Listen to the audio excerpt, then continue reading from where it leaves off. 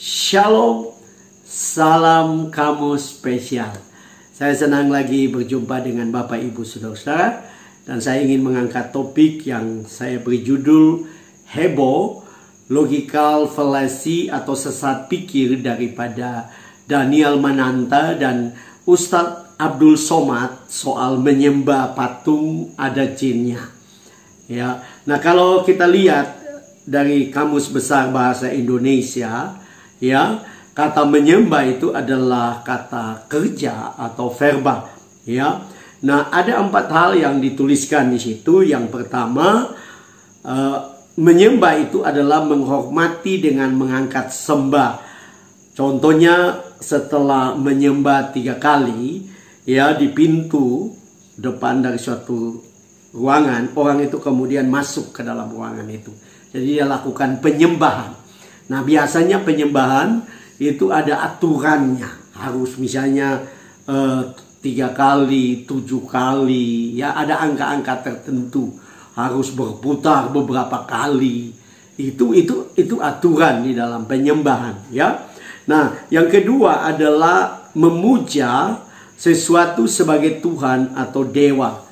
Contohnya menyembah Tuhan, menyembah berhala, menyembah matahari, menyembah patung, ya.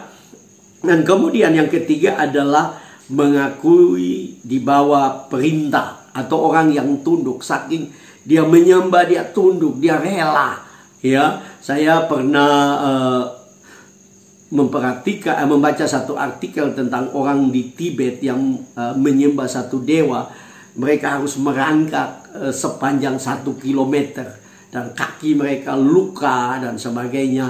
Oleh karena mereka harus merangkak. Bukan ada karpetnya. Tapi jalanan yang berbatu-batu tajam.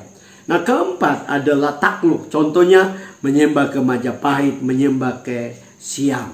Nah, kalau kita memperhatikan sebenarnya kata menyembah itu sesuatu yang kalau kita perhatikan secara sederhana itu adalah sesuatu yang didahulukan dan dihormati lebih dari Tuhan. Ya, itu adalah penyembahan berhala. Sesuatu apapun, ya, bukan saja patung, ya, sesuatu yang disembah, didahulukan, dihormati lebih dari Tuhan, itu adalah penyembahan. Nah, contohnya adalah hedonisme. Ada orang yang sangat mendahulukan kesenangan dengan berpesta pora, main pelacur dan sebagainya, minum mabuk, ya. Sebenarnya dia sedang menyembah hedonisme. Ini juga adalah berhala. Ada orang yang menyembah uang. Saya berani mengatakan seperti itu. Dia menganggap uang adalah segalanya. Ya, Tuhan adalah ya untuk sesuatu yang berikut. Tapi uang adalah segala. Siang malam bekerja untuk mencari uang. Bahkan waktu ibadah pun dia tidak peduli. Dia sibuk untuk mencari uang. Itu adalah penyembahan juga kepada uang, kepada keluarga. Ada orang yang mendahulukan anaknya, keluarganya lebih daripada Tuhan. Dia tidak mau peduli dengan ibadah. Dia yang penting dia dapat menyenangkan keluarganya. Nah, ini juga adalah penyembahan. Jadi menyembah itu tidak selalu harus ke patung. Nah, mari kita akan lihat supaya kita lebih jelas pemahaman Daniel Mananta tentang berhala dan pemahaman benar tentang berhala. Nah, kalau kita perhatikan Daniel Mananta mengatakan bahwa setiap patung yang dibentuk ada unclean spiritnya, ada roh najis, ada roh jahat, ya. Nah, menurut saya pandangan ini adalah suatu pandangan yang berbahaya. Kenapa? Karena yang terjadi adalah mereka akan menghancurkan semua patung, ya. Semua yang berbentuk patung itu mereka akan hancurkan. Karena mereka menganggap bahwa semua patung itu ada roh jahatnya, ya. Nah, ini terjadi karena mereka tidak memahami dengan benar. Punya pengertian yang benar. Yang tadi saya bilang, logical fallacy-nya atau sesat pikirnya luar biasa. Karena menganggap semua patung ada roh jahatnya. Nah, saya di rumah saya ada patung, ya. Nah, kalau saudara perhatikan ini adalah patung Maria dan Yusuf dengan bayi Yesus. Nah, pertanyaan saya adalah, apakah di patung ini ada roh jahat? Saya percaya tidak ada. Ya, tidak ada roh jahat. Ya, saya pendeta, saya juga seorang pendeta yang suka untuk mengusir setan. Ya, ini ada patung Winnie the Pooh. Ya, apakah ada roh jahat? Nah, ini sesat pikir yang terjadi dengan Daniel Mananta, mengatakan bahwa semua patung yang dibentuk itu ada unclean spiritnya. Ini ada patung kecil malaikat yang cantik, yang indah. Saya percaya tidak ada roh jahat di sini karena ini hanya hiasan. Ini hanya ukiran. Ya. Sesuatu benda bisa ada roh jahat. Seperti dalam video saya yang terdahulu, saudara boleh lihat di channel saya, bahwa sesuatu bisa ada roh jahat kecuali saya memuji dia, saya menyembah dia. Setiap hari saya menyembah dia, saya datang, saya menyembah dia. Ya, bisa saja itu ada roh jahat. Karena sesuatu yang dibentuk belum tentu ada jinnya, ya. Sesuatu yang disembah berulang-ulang baru ada jinnya. Ya, saya berani mengatakan seperti itu. Nah, kalau pandangan seperti ini terjadi, maka yang terjadi adalah mereka tidak bisa membedakan apa yang tadi saya sebut sebagai apa itu menghormati dan menyembah. Saya senang, ya, dengan patung ini, saya beli. Ya, saya hargai saja sebagai patung. Saya tidak menyembah dia.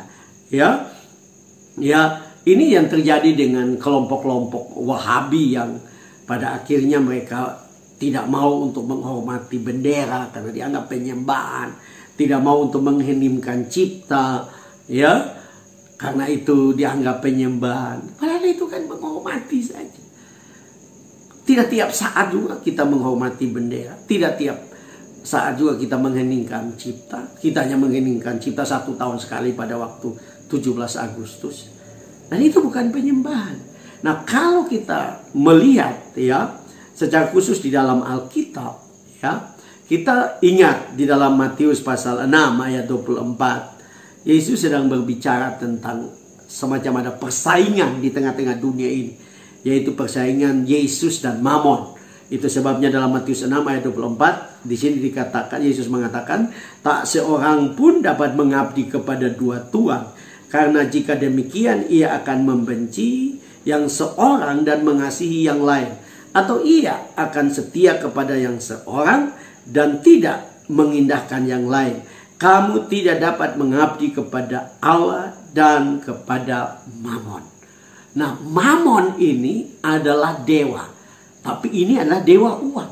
Yang tadi saya katakan orang menyembah kepada uang. Yesus sudah memperingatkan. Kalau Daniel Mananta juga hidupnya fokusannya kepada uang. Daniel Mananta sedang menyembah berhala. Yaitu menyembah kepada uang. Karena apa yang didahulukan lebih dari Tuhan itu adalah penyembahan berhala. Apapun saya berani mengatakan. Nah, yang kedua adalah pandangan Ustadz Abdul Somad tentang disalib ada jin. Dan pandangan Alkitab tentang roh jahat di suatu patung, ya. Nah, kita ingat, ya, beberapa waktu yang lalu atau beberapa tahun lalu heboh dengan potongan video dari ceramah Ustadz Abdul Somad yang berkata bahwa di salib itu ada jin, ya, ada jinnya, ya, dan dia mulai menjelaskan. Yang lucunya yang saya perhatikan adalah beliau bahkan menyasar kepada lambang palang merah yang adalah lambang palang merah, ya, yaitu lambang plus, ya, itu adalah lambang palang merah. Dan Ustadz Abdul Somad mengatakan bahwa kalau saudara pulang ambil piloks dan ganti itu dengan bulan sabit.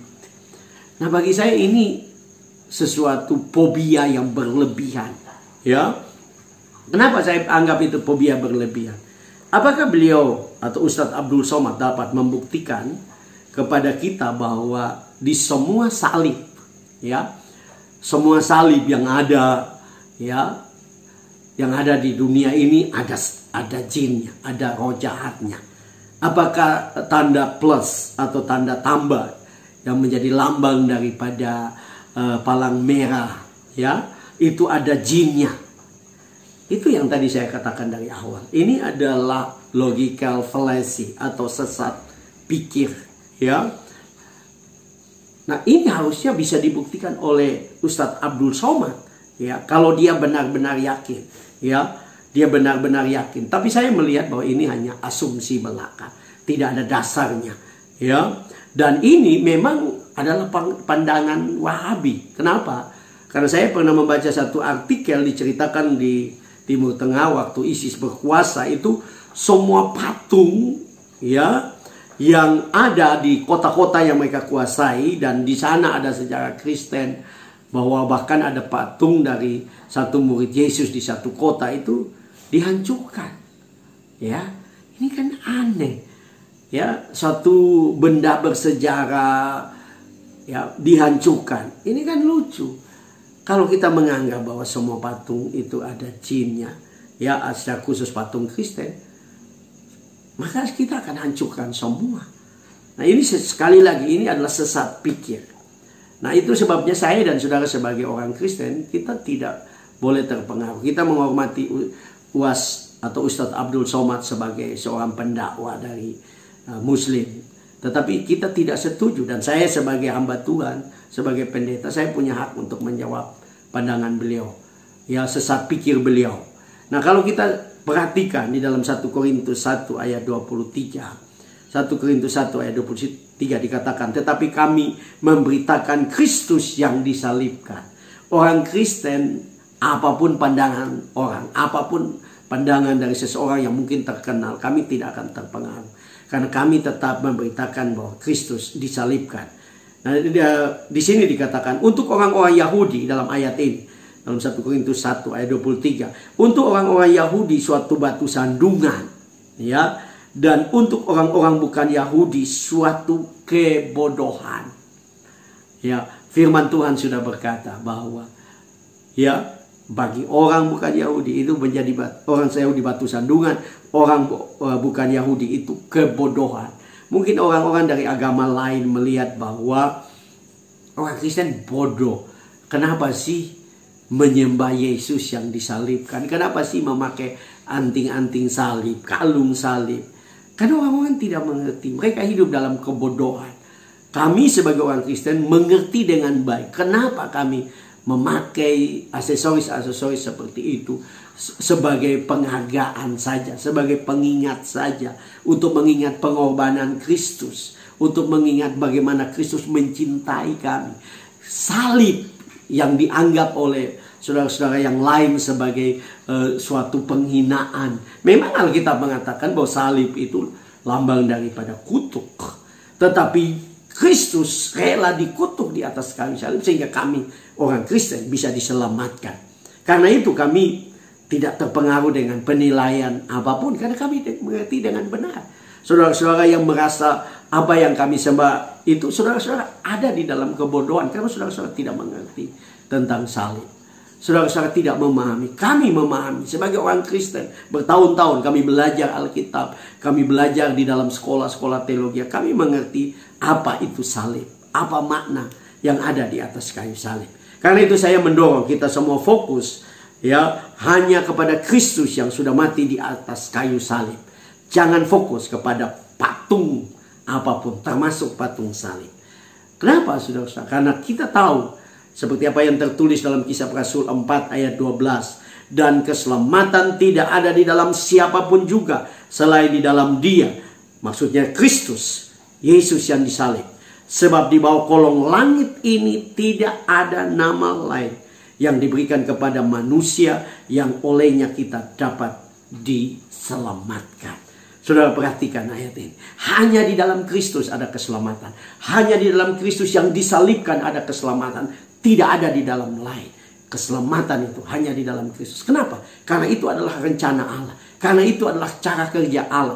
Karena itu adalah keputusan Allah. Dan kita tidak bisa membantahnya. Saudara boleh menganggap kebodohan. Saudara boleh menganggap Yesus terkutuk. Tapi kalau engkau mengerti dengan benar betapa Yesus mengasihi engkau. Dan Dia sudah mati bagi engkau. Karena itu kita harus percaya kepada Dia. Saya menantang saudara yang belum percaya. Buka hatimu. Percaya kepada Kristus. Saudara-saudara yang masih setengah-setengah menjadi orang percaya atau orang Kristen. Saudara harus bertobat. Sungguh-sungguh memandang kepada Kristus. Maka saya percaya keselamatan akan terjadi atas hidupmu. Kalau engkau terima Dia, Yesus yang sudah disalibkan bagi engkau untuk menebus dosamu, maka engkau akan memiliki keselamatan yang kekal. Ingat, di bawah kolong langit ini tidak ada nama lain yang diberikan kepada manusia yang olehnya kita dapat diselamatkan. Hanya di dalam Kristus ada keselamatan. Bapak Ibu Saudara, kalau engkau diberkati dengan video ini, ya jangan lupa saudara like, subscribe, saudara komen, saudara tekan lonceng. Dan saya mendorong saudara membagikan video ini agar lebih banyak lagi orang diberkati. Dan dengan saudara lakukan itu, channel ini akan terus berkembang dan menjadi berkat besar bagi banyak orang. Shalom.